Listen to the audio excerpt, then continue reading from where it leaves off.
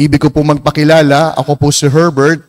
Ako po ay galing sa dambana ng Mahal na Birhen ng Peña Francia sa may Paco, Manila. Doble po yung kagalakan ko, hindi lamang dahil nagdalaw Peña ang Mahal na Ina dito sa inyo sa St. Anthony, kundi doble yung kaligayahan sapagkat 13 taon na po akong pari, first time ko po sa inyong parokya. First time ko pong dito makapagsisimba, first time ko pong makapagmimisa, at first time ko rin pong mukhang babasahin yung gospel base sa aking memorya. Tinanggal yung libro. Pero maraming salamat sa Diyos sapagkat sigurado ako sa ilang araw na pananatili ng Mahal na Birhen sa inyong pamayanan, marami ang nakakilala sa Kanya. Marami ang nakatunghay sa Kanya. Marami mga panalangin na sa Kanya inilapit na nagnanais ng kasagutan at katuparan. Napakaganda ng Ebanghelyo sapagkat parang ibinigay pa ng tadhana na kung saan dumalaw ang Mahal na Birhen. Heto, ang kwento ng magkapatid na Maria at Marta ang siyang ibinibigay sa atin bilang paalala. Ano po yung dapat nating matutuhan? Una, nakita natin ang kabilang bahagi ng pagkadiyos ni Jesus. We have seen the other part of His divinity, of His being Jesus. At ano po yun? His humanity. Jesus is not only God, but also Jesus is just like you and me. Taong-tao. At bilang tao, si Jesus, may BFF din. May best friends forever din na pwedeng tawagin. Nasa kabila ng kanyang hectic at demanding na schedule, kaya rin ni Jesus na magkaroon ng malalim na ugnayan, lalo't higit sa kanyang mga tinatawag na kaibigan. At ito ang kanyang pagkakaibigang nabuo, kasama ang magkapatid na Maria at Marta, not to mention the brother Lazarus. By the way, hindi ko kayang makalimutan to. Alam niyo, natutuwa din po ako, third na tuwa. Bigla akong nakita si brother. Tinatanong ko po sa isang sakristan, sabi ko, anong pangalan ni brother? Si brother na nakakulay brown, yan. Ano pong pangalan ni brother? Jim, tama, brother Jim, tama. Kwento ko lamang po, alam niyo, batang maliit pa lang po ako, sinasama po ako ng aking anting madre sa City Jail, Manila City Jail. At si brother po, nakikita ko na po doon dumadalaw kasama ng mga apostolado ng panalangin. Abay, mantakin ninyo, 10 taon sa seminaryo, 13 bilang pare, 23 years, Si brother talagang malakas at buhay pa, Talagang pasalamatan natin ng Diyos, Natutuwa ko nung makita ko siya. Sabi ko, parang kilala ko si brother. Anyway, yun po yung itinuturo sa atin, yung pakikipagkaibigan ni Jesus. At si Jesus bilang Diyos, hindi niya po ipinagkaila yung katotohanan na kailangan niya ang tulong ng kanyang mga kaibigan. Hindi niya po ipinagkaila ang isang katotohanan na kahit sa Diyos, nangangailangan po siya ng kalinga ng ibang mga tao. At ano ang siyang pwede nating matutuhan mula dito? Una, meron tayong kasabihan, tell me who your friends are, and I will tell you who you are. Idinidikta, itinuturo, at ipinapaalala sa atin kung anong uri at klase ng tao tayo, hindi lamang sa pamamagitan ng ating ginagawa o sinasabi, kundi idinidikta ng ating mga kasama kung anong uri ng klase ng tao mayroon tayo. Kaya nga, tell me who your friends are, and I will tell you who you are. Kapag ang mga barkada mo maiingay, malamang maingay ka din. Kapag ang sinasamahan mo yung mga tahimik, malamang tahimik ka din. Pag ang sinasamahan mo marahil yung mahilig magbulakbol, hindi malayong yun din ang iyong hilig. Kaya nga po ngayong gabing ito, mainam, tignan, who are my friends? Sino-sino po ba yung mga kinakasama kong kaibigan. Alam nyo, sa parokya, tabi-tabi po, usong-uso po yung mga umpukan. Makikita nyo po yan, yung mga umpukan ng mga manang, umpukan ng mga hindi masyadong manang, umpukan ng mga talagang pinagsisimulan talaga ng chismisan. Aminin nyo yan, may mga ganyan po tayo, na kapag talagang nagkita-kita po sila, nako, asahan mo, may bagong chismis na mabubuo. Kaya yun po yung unang aral ng ating ebanghelyo. Tell me who your friends, and I will tell you who you are.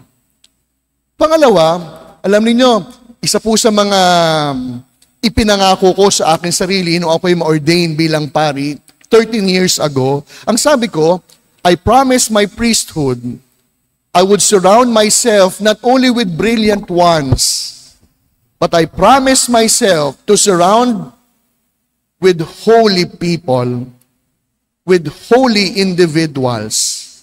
Anong ibig ko pong sabihin? Hindi lamang po ako dapat sumama o bumarkada sa mga matatalino at magagaling, kundi sisikapin ko rin sisiguraduhin na ako po ay nakikipagkaibigan sa mga taong magtuturo kung paano ako mamuhay, hindi lamang ng may kabaitan, kundi ng may kabanalan. Alam niyo, magpasa hanggang ngayon, meron pa rin po kaming group ng mga kaklase ko nung elementary. Salamat sa Facebook. Meron pa rin po kaming reunion na regular ng mga kaklase ko sa high school. Kaya alam niyo, pag po magkikita-kita po kami, sasabihin na iba ko mga kaklase, huwag kayong maingay, nandyan si Father. Huwag natin pagkwentuhan si ganyan, pagagalitan kayo ni Father. Kayo po kaya, kapag kasama niyo po ang inyong mga kaibigan, ano kaya ang kanilang iniisip o sinasabi? Kagaya ba ng aking halimbawa na nahihirapan silang gumawa ng kalokohan sapagkat kayo ay kanilang nasa piling? O baka it is the other way around. Mas madaling gumawa ng kasalanan kasi kayo ang kasama. Mas madaling makipagtsismisan sapagkat kayo ang kakwentuhan. Mas madaling gumawa ng mali sapagkat kayo ang kanilang laging kapiling. Kaya nga po, ito po yung pangalawang turo sa atin ng ating ebanghelyo. Not only tell me who your friends are, and I will tell you who you are, but also our friends should always make us remember or be reminded not only to avoid bad or evil, but always to choose what is good and right. At ito po ang siyang ibinibigay sa ating halimbawa ng dalawang magkapatid. Alam niyo, wala pong dahilan upang pagsabungin yung dalawang magkapatid at sabihin, kami ay Team Marta. Kami ay Team Maria. Sabi ni Jesus, mas magaling si Maria kay Marta. Hindi. Maliwanag pa sa sikat ng araw na ipinakita ng dalawang magkapatid kung paano paglingkuran ang Panginoon sa pamamagitan ng pagiging abala, yung isa naman sa pamamagitan ng pagtigil sa kanyang paanan upang siya ay pakinggan. Pero ano pong sabi ni Jesus? Pinili ni Maria ang pinakamainam. Bakit? Sapagkat hindi ito pwedeng kunin sa kanya. Kaya nga po, alam nyo, makikita nyo po yan sa inyong pamayanan. May mga volunteer ng simbahan, sila talaga yung mga aligaga. Ikot ng ikot, natataranta, abalang-abala. Pag may party, sila lagi yung mga organizers. Pero pansinin ninyo, may mga tao naman na ang pinagkakaabalahan nandun sa Blessed Sacrament, sa Adoration Chapel. Magtatrabaho ng tahimik sapagkat mag-aalay ng sakripisyo at panalangin. At pansinin ninyo, sa sobrang kaabalahan, kahit si Jesus, kaya niyang utusan. Because Martha was so preoccupied with so many things, and she forgot that Jesus was with them. At dahil nakalimutan kasama pala si Jesus, ayun, inutusan ng Panginoon, sabihan niyo nga po siya, tulungan naman niya ako. Hindi ba ganito nangyayari po sa atin? Pansinin po ninyo, ngayon po marami po kayong kaabalahan. Pag po sobrang abala na, hindi ba sobra tayo nagiging masungit din? Alam nyo, ako po bilang pari, magkukumpisal ako sa inyo. Pag po talagang marami akong schedule, aaminin ko, isa po sa mga kumokonte yung panahon, yung pong dasal sa umaga. Kasi ang tendency, magmamadali ako sapagkat marami pa akong tatapusin. Alam nyo, napapansin ko, kapag po minadali ko po yung prayers ko sa umaga, ang sungit-sungit ko. At nga sa maaalala ko, kaya palang init ng ulo ko, hindi ako masyado nakapagdasal kaninang umaga. At yung po yung dapat ninyong babantayan sa inyong pamayanan. Kapag meron kayo nakikita, sister, parang tumataas na ang boses mo. Malamang pwede natin tingnan, nakakalimutan kong habaan yung pagdadasal ko kanina. Brother, bakit parang napapaaway ka na palagi? Lahat nakikita mo na, nagmadali ako kanina sa pananalangin habang nagsisimba. Kaya nga po mga minamahal kong mga kapatid, ito po ang siyang itinuturo sa atin ng Ebanghelyo. Mahalaga, maganda, hindi maling maging abala. Pero ang tanong, sa ating pagiging abala, sino ba ang ating iniisip? Sino o laman ng ating kalooban? Hindi kagaya ni Martha sa kanyang kaabalahan, nakalimutan niya, kasama pala namin si Jesus. Kapiling pala namin ng Diyos. Kaya walang dahilan upang maging abala. Walang dahilan upang mataranta. Sapagkat kung si Jesus ang laman ng ating puso't isipan, ang lahat ng bagay ay kaya nating mapagtatagumpayan. Pangalawa, ang pagdalaw ng mahal na birhen ng Peñafrancia sa inyong pamayanan ay isang paraan ng pakikipagkaibigan na kung saan ang mahal na birhen nagpapakilala hindi lamang bilang nanay ng Panginoon, kundi nagpapakilala bilang isang kaibigan. Hindi ko alam kung nabasa nyo na po ang short history ng mahal na birhen. Ang larawan po na inyong nakikita, ang siyang ayon sa kwento ni Simon Vela, yung lalaki pong nakaluhod sa may bandang kanan sa itaas, na kung saan na naginip siya, Simon, gumising ka, gumawa ka ng paglalakbay, hanapin mo ang aking imahen na natatago sa loob ng isang kuweba. At yan po ang kanyang ginawang pilgrimage to search for that image inside a cave. Where? In Salamanca, Spain. Nung kanyang pong hinahanap sa kanyang paglalakbay, marami po siyang nakasalubong na mga taong nangangailangan ng tulong. Kaya kung inyong mapapansin, maraming krus na kanyang dinaanan, yun po yung mga krus kung saan tumigil si Simon Vela upang hindi lamang magpahinga, kundi upang tugunin ang bawat pangangailangan ng kapwang nakakasalamuha. At ito po yung panawagan sa inyong pamayanan sa pagdalaw ng mahal na birhen, hindi lamang upang ipakalala ang kanyang sarili. Sa pagdalaw ng mahal na ina, kanyang ipinapakilala, kayo ay magkakaibigan. Kayo ay magkakapatid. Tayong lahat ay anak ng ating Ama at anak ng ating mahal na ina. Hayaan po ninyong tapusin ko yung aking pagninilay sa isang karanasan na aking naranasan mula sa mapagkandiling pagmamahal ng mahal na birhen ng Peñafrancia. Alam nyo, 1 taon at 10 buwan pa lamang po ako sa Peñafrancia sa Paco. At ang Peñafrancia po, ang dambana ng Peñafrancia, ang siyang aking unang parokya bilang pari, bilang parish priest. Kaya alam nyo, nung lumipat po ako sa Peña, November 25, 2022, yung aking unang gabi, pumunta ako sa kanyang harapan. Yung pong original na imahen, nasa amin po, sa aming sanctuary, 325 years old. Nagdasal ako sa mahal na birhen. Sabi ko sa mahal na ina, masama po loob ko. Ang dami ko pong kakilalang nagsisikap maging mabuting mga tao. Ang dami na alam kong magiging mabuting mga magulang. Pero hindi po napagkalooban ng anak. Dagdag ko pa sa mahal na birhen, lalo pong sumasama yung loob ko.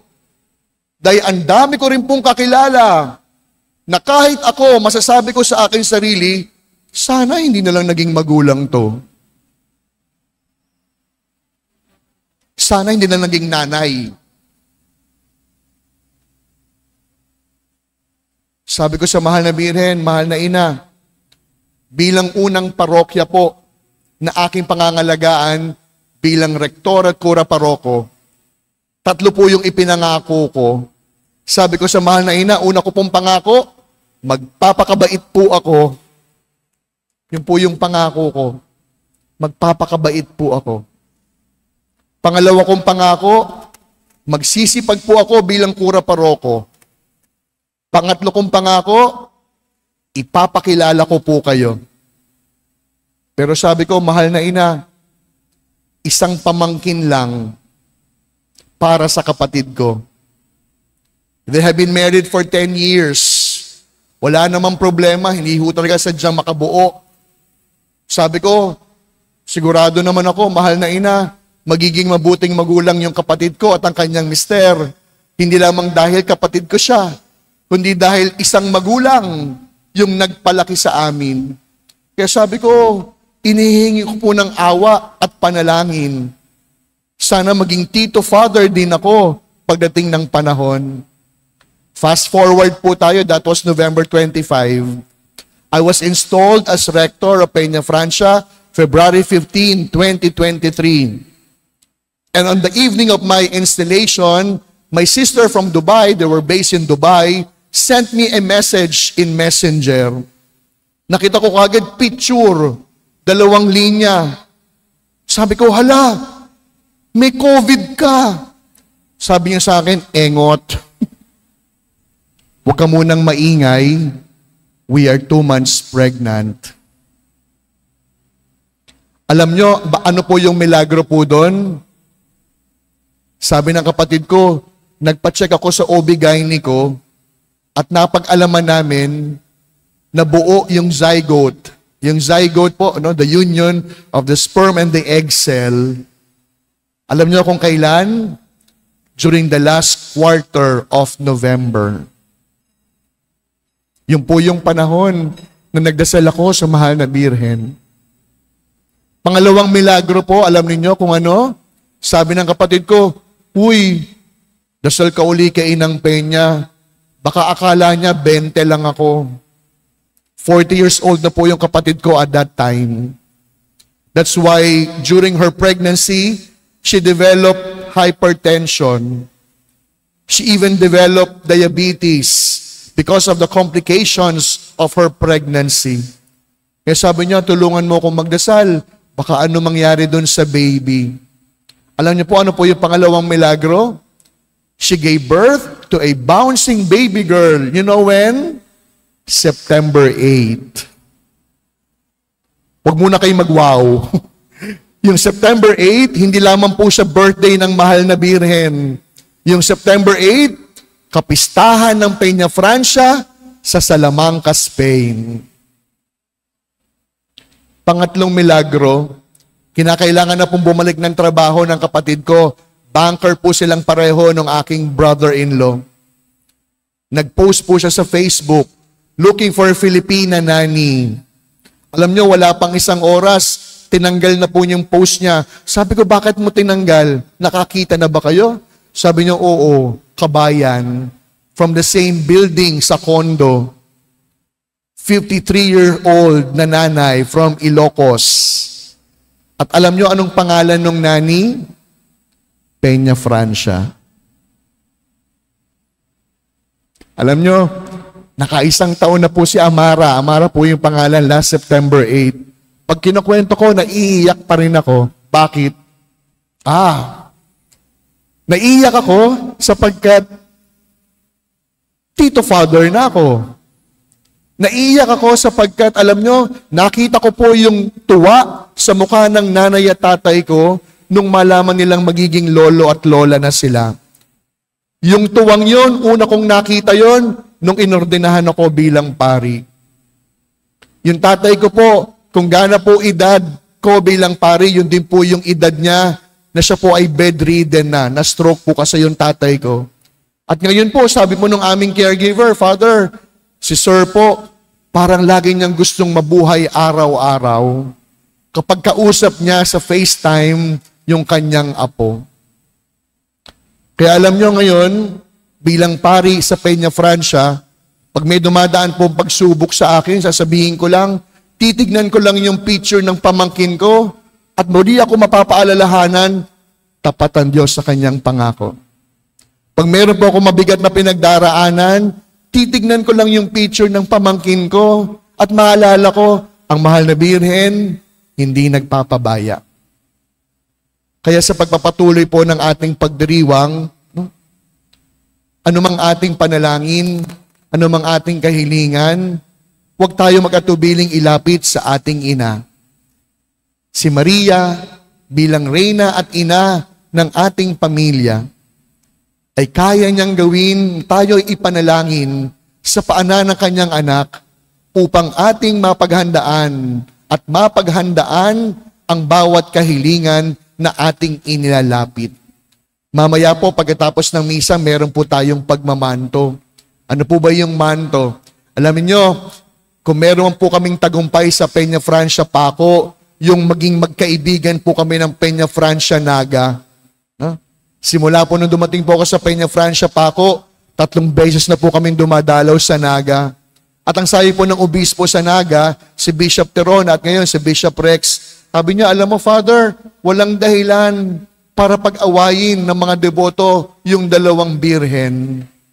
Sapagkat sa totoo naman, kayo ang nauna. Kaya sabi ko po kay Bishop, Bishop, okay na pong kami nauna, kayo naman ang mas sikat.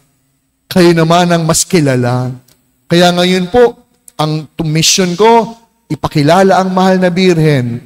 At alam nyo, tuwang-tuwa ako sapagkat nung nakalipas sa Setyembre, maraming mga Bicolano ang hindi nakauwi sa Bicol, sa Naga, upang ipagpiyesa siya, sa amin pumunta. Sa amin nagpiesta. At yung pong mantong gagamitin natin mamaya, galing po yon sa Naga. Ibinigay upang magamit na pagmamanto sa mga bawat deboto ng Peñafrancia.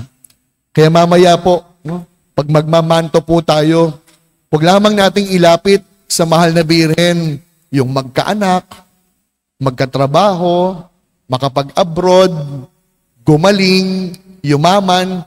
Ilapit natin sa mahal na Birhen ng Peñafrancia, mahal na ina, tulungan mo ako maging kaibigan ni Jesus.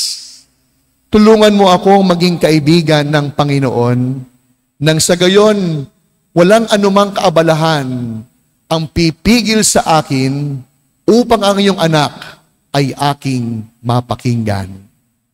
Mahal na Birhen ng Peñafrancia, ipanalangin niyo po kami.